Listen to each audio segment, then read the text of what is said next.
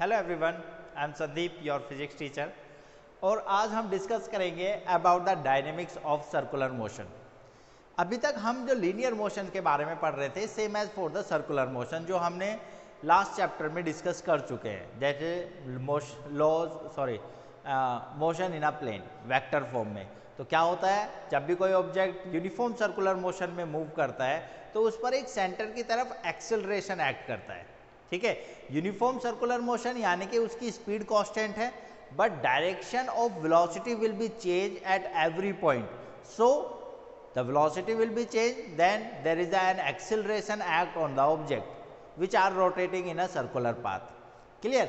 अगर कोई object circular path में मूव कर रहा है तो उसके हर एक पॉइंट पर जो डायरेक्शन है वेलोसिटी की वो चेंज हो रही है। अब वेलोसिटी की डायरेक्शन चेंज हो रही है तो एक एक्सेलरेशन एक्ट कर रहा है, और वो एक्सेलरेशन कहलाता है AC यानी कि सेंट्रीपिटल एक्सेलरेशन। ये हम पिछले चैप्टर में पढ़ चुके हैं। सिमिलरली अब अगर एक्सेलरेशन एक्ट हो रहा है और कोई मास m रोटेट कर रहा है with some centripetal acceleration, then it experienced a force also towards its center, and that force is called centripetal force. तो हम centripetal force के बारे में पढ़ने वाले हैं। So the what is the centripetal force? The necessary force towards the center of a circular path which help to rotate a object into its circular path. ठीक है, तो हम सिंपल वर्ड में अगर कहें कि अगर कोई ऑब्जेक्ट सर्कुलर मोशन कर रहा है तो उस पर एक सेंटर की तरफ एक फोर्स जरूर एक्ट करता है, या हम ये कहें कि बिना सेंट्रीपिटल फोर्स के, यानी कि जो सेंटर की तरफ एक्ट हो रहा है फोर्स, उसके बिना कोई भी ऑब्जेक्ट सर्कुलर पाथ में मूव नहीं कर सकता। That is called centripetal force. अब हमें पता है, वी नो दैट जो सेंट्रीपिटल एक्सेलरेशन होता है AC is equal to that is V square upon R। ठीक है, सो सेंट्रीपिटल फोर्स कितना होगा? The centripetal force FC is equal to that is M into AC। Force is equal to mass into acceleration, तो value put कर दीजिए तो FC is equal to होगा M into AC, that is means V square upon R। तो ये है centripetal force की value, that is mv square upon R। Centripetal acceleration के अदर वैल्यूज भी होती हैं, उन टर्म्स में भी हम सेंट्रीपिटल एक्सेलरेशन निकाल सकते हैं। Is that means FC centripetal force is equal to m into R into omega square, क्योंकि centripetal force R omega square भी होता है, where omega is equal to 2 pi upon capital T और that is 2 pi into mu. ये हम पहले भी discuss कर चुके हैं। ठीक है, तो ये है आपका सेंट्रीपिटल फोर्स। तो याद रखिएगा, किसी भी ऑब्जेक्ट को सर्कुलर मोशन करने के लिए सेंट्रीपिटल फोर्स की ज़रूरत होती है। ठीक है, लाइक दैट एक एग्जांपल मैं आपको बताऊं तो अगर अर्थ सन के अराउंड मूव कर रही है in a circular path, then it experience a centripetal force and that centripetal force is provided by the gravitational force between the earth and the sun. Clear? Similarly for the moon, right? हम किसी पत्थर को circular path में move कराना चाहते हैं तो एक स्ट्रिंग से बाइंड करके हम उसे रोटेट करेंगे, तो वहाँ पर जो सेंट्रीपिटल फोर्स की वैल्यू है, जो स्ट्रिंग में जो टेंशन क्रिएट हो रही है, वो टेंशन हमें सेंट्रीपिटल फोर्स देगा। तो काफ़ी सारे एग्जाम्पल्स हैं। तो that was about the centripetal force. अब बात करते हैं कि अगर कोई ऑब्जेक्ट अगर कोई व्हीकल सर्कुलर टर्न ले रहा है तो उसका मैक्सिमम वेलोसिटी क्या होगी, यानी कि रिक्वायर्ड मैक्सिमम वेलोसिटी जिसके थ्रू कोई व्हीकल सर्कुलर टर्न ले सकता है। तो उस वेलोसिटी के बारे में डिस्कस करते हैं।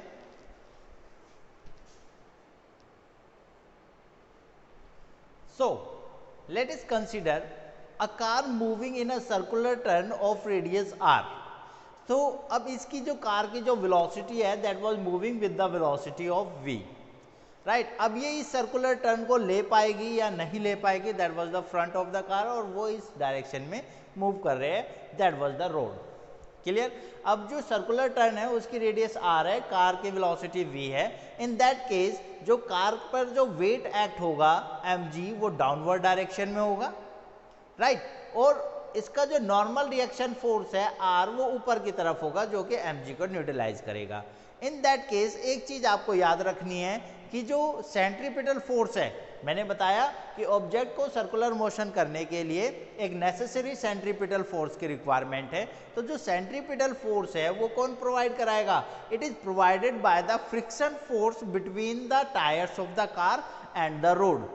और जब भी कोई कनेक्टेड मोशन होता है, एक सरफेस पर दूसरा ऑब्जेक्ट मूव करता है, तो जो फ्रिक्शन फोर्स है वो हमेशा सेंटर की तरफ एक्ट होता है, यानी कि फ्रिक्शन फोर्स की डायरेक्शन क्या होगी? Towards the centre of the circular path. तो यहां पर सेंट्रीपिटल फोर्स कौन प्रोवाइड करा रहा है? The friction force act between the contact of surfaces between the car and the road. Clear? So we can say that अब हमें यहां पर मैक्सिमम वेलोसिटी निकालनी है कि किस वेलोसिटी के साथ ये सर्कुलर मोशन कर सकता है।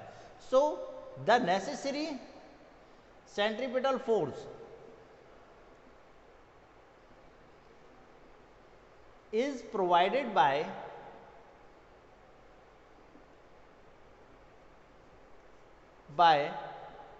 the friction force between the road and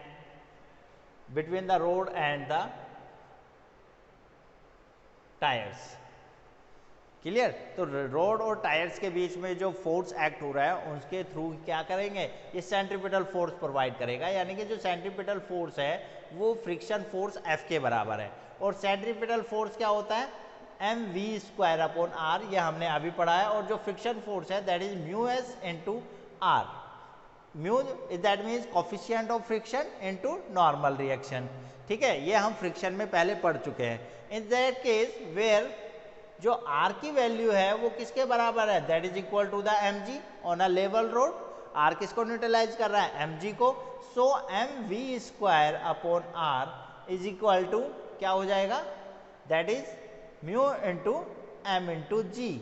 m से m cancel, so we have to find out for v।